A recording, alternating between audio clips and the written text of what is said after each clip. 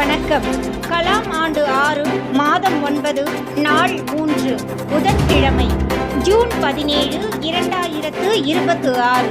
இன்றைய நம்பிக்கை செய்திகள். சென்னை வந்துள்ள அமர் சேவா சங்க தலைவர் ராமகிருஷ்ணன் அவர்களை நல்லூர் வட்டத்தின் மாநில பொறுப்பாளர் முத்துகிருஷ்ணன், சென்னை மண்டல பொறுப்பாளர் நாகராஜன், கண் உடல் தானத்துறை மாநில பொறுப்பாளர் ஜெயலட்சுமி, பாரம்பரிய விவசாயத்துறை மாநில பொறுப்பாளர் நாட்ராயன் மற்றும் நல்லூர் வட்டம் பாலு ஆகியோர் சந்தித்தனர். அப்போது தமிழகத்தில் பல்வேறு மாவட்டங்களில் செயல்பட்டு வரும் மாற்றுத்திறனாளிகள் சங்கங்களின் தலைவர்கள் 2 நாள் முகாம் பற்றி ஆலோசிக்கப்பட்டதாக சென்னை மண்டல பொறுப்பாளர் நாகராஜன் தெரிவித்தார்.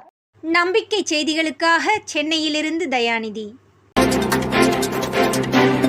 அமர் சேவா சங்க நிர்வாகிகள் தமிழக முதல்வருடன் நேரில் சந்திப்பு.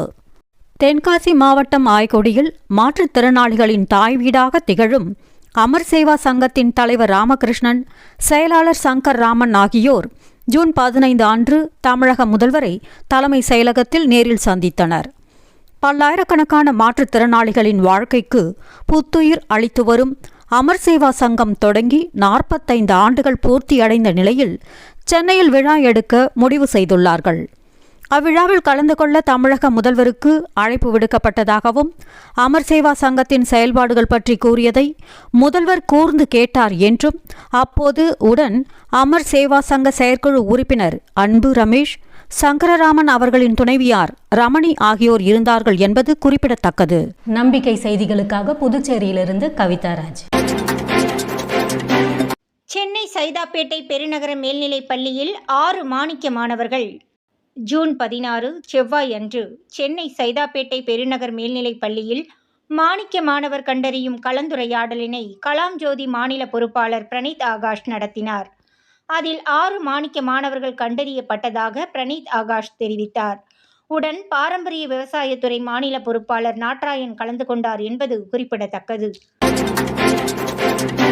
கிராம வளர்ச்சிக்குழு வார கூடுதல். ஈரோடு மாவட்டம் பொளவக்காளிப்பாளையம் செந்தூர் நகர் கிராம வளர்ச்சிக்குழுவின் வார கூடுதல் திங்கட்கிழமை இரவு நடைபெற்றதாக கோவை மண்டல பொறுப்பாளர் ஆடிட்டர் கார்த்திக் தெரிவித்தார். நம்பிக்கை செய்திகளுக்காக சென்னையிலிருந்து தயாநிதி. திருச்சியில் மண்டலங்களின் ஒருங்கிணைப்பாளர் கௌதம். நல்லூர் வட்டம் மண்டலங்களின் ஒருங்கிணைப்பாளர் கௌதம் ஜூன் 15 அன்று திருச்சி பொன்னி டெல்டா வளாக இல்லத்தில் நல்லூர் வட்டத்தின் மாநில வழிகாட்டி நவிலு சுப்பிரமணியம் அவர்களையும் திருச்சி மண்டல பொறுப்பாளர் பேராசிரியர் அசோக் அவர்களையும் சந்தித்து பேசினார். ஒரு நிமிட அமைதி. சென்னை அசோக் நகர் அரசினர் மகளிர் மேல்நிலைப் பள்ளியில் தமது வகுப்பு மாணவிகள் உலக அமைதிக்காக 1 நிமிட அமைதி கடைபிடிக்கப்பட்டதாக பள்ளி ஆசிரியையும் நல்லூர் வட்டம் நூலகத்துறை மாநில பொறுப்பாளர் காஞ்சனா தெரிவித்தார். திருநம்பிகளுக்கு திருநங்கை சுதா வழங்கிய பயிற்சி.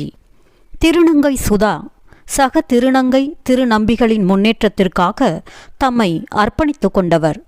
திருநம்பிகளின் வேலை வாய்ப்புக்காக பல நிறுவனங்களை தொடர்பு கொண்டு வேலை பெற்றுள்ள நிலையில் பணியிடத்தில் திருநம்பிகள் அவர்களுக்கே உரிய சவால்களை கடப்பது எப்படி என்பது பற்றி தாம் பயிற்சி அளித்ததாக திருநங்கை சுதா தெரிவித்தார்.